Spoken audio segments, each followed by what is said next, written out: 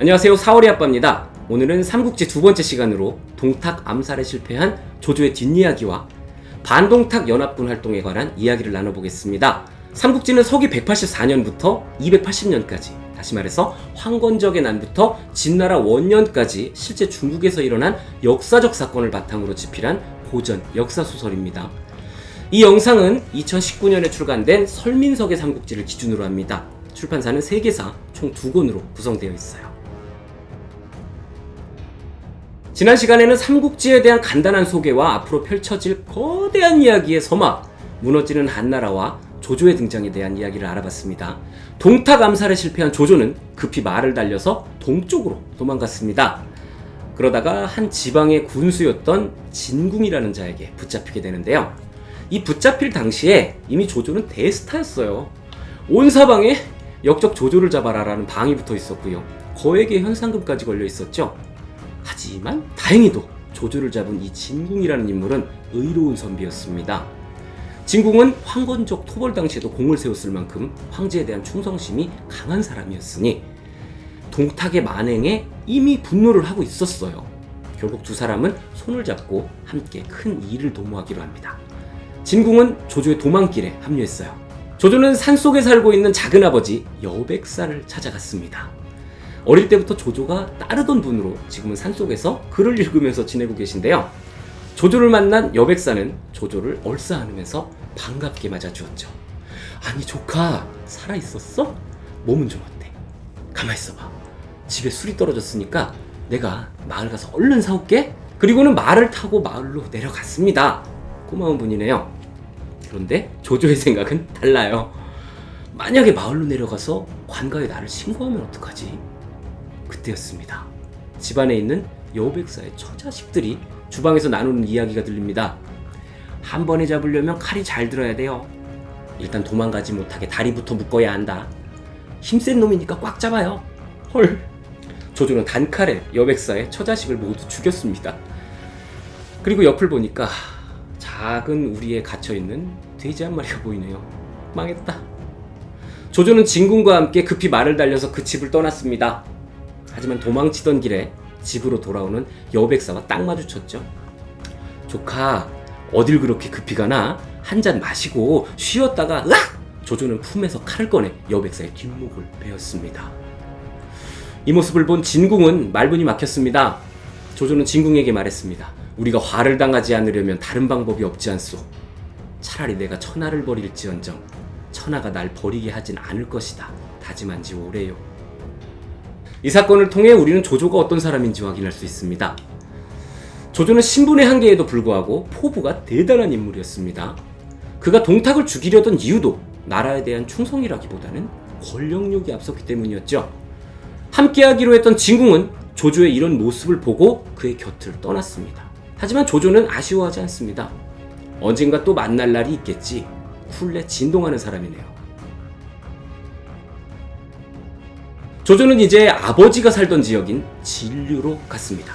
그리고 혼자서는 동탁과 맞서 싸울 수 없다라는 생각에 함께 동탁을 제거할 세력을 모으고자 각고을의 경문을 지어 돌렸습니다. 나 조조는 대의를 위하여 천하에 말한다. 동탁이 하늘을 속이고 땅을 속이며 백성을 해치고 궁궐을 어지럽히며 심지어는 황제를 죽여 나라를 망하게 하고 있다. 그 죄악이 천하에 가득할 지경이라 이제 천자의 뜻을 받들어 전국에 의로운 병사를 일으켜 역적의 무리를 없애고 도탄에 빠진 나라를 구하려고 한다. 뜻있는 자들은 백성의 원한을 풀고 황실을 구할 수 있도록 이 경문을 보는 즉시 모두 일어나라. 이미 조조는 동탁의 암살을 시도했던 대스타였기 때문에 그의 경문을 읽은 지방의 제후들이 하나 둘씩 모이기 시작했습니다. 이때 모인 인물들은 앞으로의 삼국지를 이끌어가는 중심인물들입니다. 원소, 원술, 조조, 마등, 공손찬, 손견 등 한 번쯤 들어봤을 만한 인물들은 다 모였어요. 그리고 또 한 명, 유비가 있었습니다. 유비는 관우 장비와 함께 의형제를 맺고 작은 고을을 다스리면서 지내던 중에 부패한 관리들의 눈밖에 나서 큰 사건을 치고 도망치던 신세였는데요. 이름 없는 장수들이었던 이들이 뜻을 모아 반동탁 연합군에 합류를 해서 큰 주목을 받게 됩니다. 본격적으로 동탁군과 반동탁군의 전투가 시작됐습니다. 동탁군은 최고의 무장 여포가 나섰습니다. 무시무시하죠. 이제 여포군의 화웅이 선봉으로 나서서 반동탁군을 찾아왔습니다. 역적놈들아 나와라! 이 화웅과 싸워보자. 번개를 몰고 다닌다는 죽음의 그림자 화웅이 등장하자 연합군은 술렁이기 시작했습니다. 연합군의 내노라 하는 장수들이 하나씩 둘씩 쓰러지기 시작을 했는데요. 분위기가 침울합니다. 이제 아무도 선뜻 나서겠다는 장수가 없는 상황. 그때였습니다. 내가 나가겠소. 소리가 난 쪽을 보니 불타는 고구마처럼 뻘건 얼굴에 수염은 배꼽까지 내려왔고 키는 좋기 2m쯤 돼 보이는 이가 서 있었으니 바로 관우였습니다. 그 유명한 분은 아니신 듯한데 뭐하던 사람이요? 병원의 마궁수 출신으로 황실의 후손인 유비연령을 모시고 있어. 마궁수? 그게 무슨 벼슬이야? 이제 아무나 막 나오는 거야? 어딜 가나 꼭 이렇게 막말하는 사람들 있죠? 그렇게 탐탁치 않은 분위기 속에 조조가 나서서 중재를 하는데요. 자, 조용히들 하시오. 이들이 성으로 들어오지도 못하고 문 앞에서 서성이는 것을 안으로 들인 사람이 나요. 나는 이들에게서 비범한 기계를 느꼈소. 내가 다른 것은 몰라도 사람 보는 해안은 있지 않소. 그리고는 모두가 보는 앞에서 관우에게 정중히 술을 한 잔 따라주었습니다. 관우는 조조에게 받은 술을 마시지 않고 잔을 그대로 내려놓았습니다. 그리고는 정말 유명한 멘트를 날리죠. 술잔이 식기 전에 돌아오겠소. 그리고는 곧바로 화웅에게 달려갔습니다. 정말 눈 깜짝할 새 관우는 화웅의 목을 베서 돌아왔어요. 그리고는 또 한마디 합니다. 아직 술이 식지 않았군요. 멋있다. 그럼 광고 한 편 보고 와서 다음 이야기로 넘어가 보겠습니다. 안 나올 수도 있어요.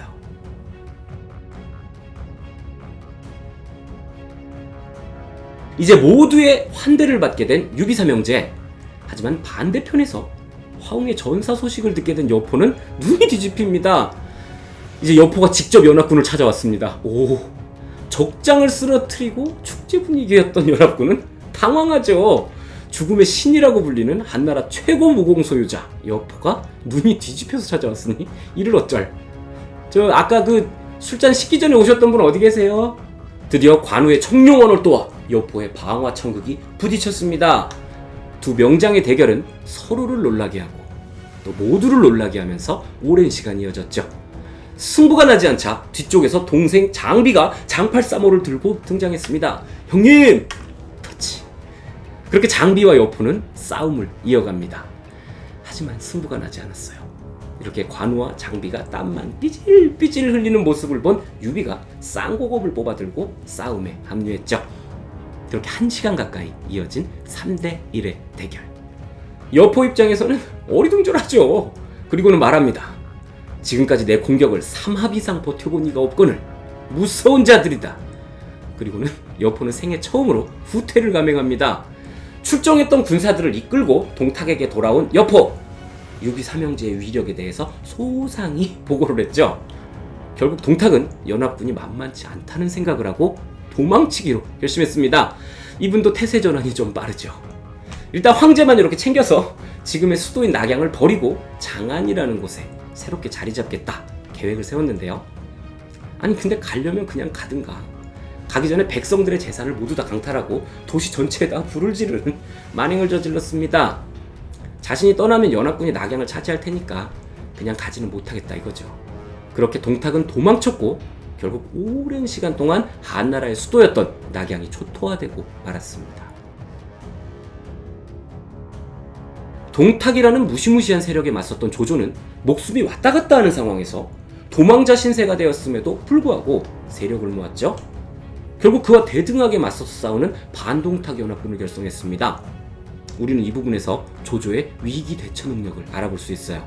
삼국지에서는 훗날에 조조와 유비가 설전을 벌이는 장면이 나오는데요. 유비는 승리의 비결을 충심이라고 말을 했고요. 조조는 병력과 지략이라고 말을 했습니다. 두 사람의 리더십이 얼마나 다른지를 잘 보여주는 대목인데요. 앞서서 소개를 드렸던 대의를 위하여 천하에 구한다 라는 조조의 경무는 우리가 자신의 신념을 당당하게 표현할 수 있는 용기와 담대함을 배우기에 좋은 내용이라고 생각합니다. 이후에는 연합군이 분열을 거쳐서 조조가 황제를 차지하게 되는 이야기가 펼쳐지는데요. 앞으로 정말 많은 이야기가 남아있는 삼국지, 다음 내용이 궁금하시다면 또 이를 통해서 영웅들의 리더십을 함께 배워보고 싶으시다면 다음 영상도 기대해주세요. 지금까지 사오리 아빠였습니다. 즐겁게 감상하셨다면 구독, 좋아요, 알림 설정까지 꼭 부탁드리겠습니다. 감사합니다.